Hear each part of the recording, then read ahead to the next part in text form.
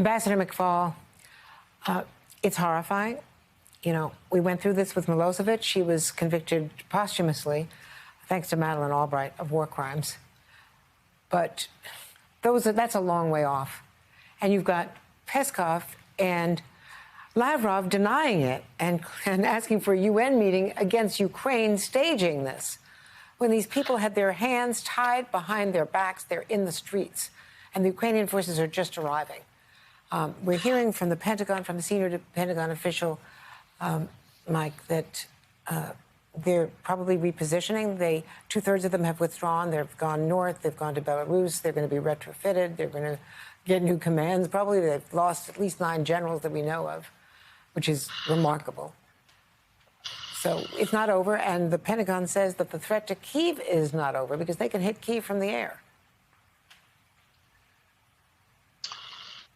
Well, that's true, Andrea, and it's horrifying, and I agree with what Gabe said about Mariupol. It's just horrible, tragic. I can't think of more adjectives to describe what happened in Bucha. And my prediction is when we finally get to see what's happened in Mariupol, it will be just like that. As one of Zelensky's aides told me a few days ago, he called it our Stalingrad, Mike. That's what Mariupol will look like, but we don't see that because we're not there, right? I think that's important for everyone to remember. Second, I think it's also important to remember Kiev was a fantastic victory for the Ukrainian armed forces. Let's not call it Putin is, you know, this mastermind strategic analyst repositioning. No, they lost in Kiev. They're still losing in Kharkiv, by the way. Let's remember that, too. And that is a tremendous achievement for the Ukrainian armed forces. And at the same time, that does not mean that the war is over. They're repositioning. They're not retreating. They may show up down around Mariupol to connect Crimea to the Donbass. That most certainly seems very clear to me that that is Putin's next military objective and that he will not negotiate until that land is taken.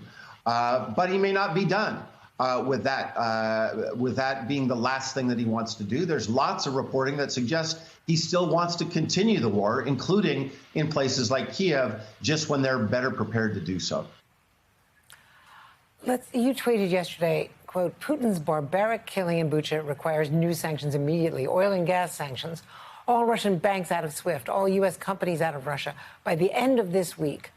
I mean, that's aspirational, but there are such huge gaps. I'm not even just talking about India and China and the Persian Gulf countries, which I referenced earlier. But, you know, let's talk about Europe and oil and gas. You know, we're letting them take their sweet time. They've done a lot. Germany's done huge things, changed policy, but they're still dealing. And the loopholes, even for U.S. companies, are huge. Correct, they are. And here I just want to echo what General Hodges said. The Biden administration is doing the right thing on weapons and pressure, in my mind. But every week, there has to be something new, and it has to be fast. I just think the pace of what we're doing is too slow. And every week we have to escalate sanctions in particular. You just can't have a steady state. And so this week, you know, oil and gas should be the focus. You're absolutely right about the Middle East, India and China. I'm particularly disappointed in democratic India, the way they have wavered and stood on the sidelines. But on oil and gas, that's where our allies, that's where we can be in charge, especially on gas towards Europe.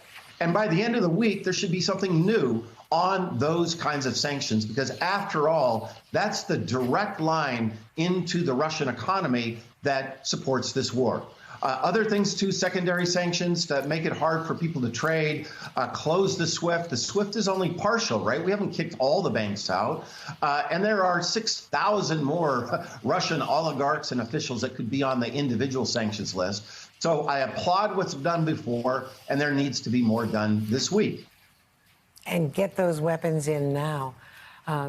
Thank you very much, Mike. Yeah, thanks for having us.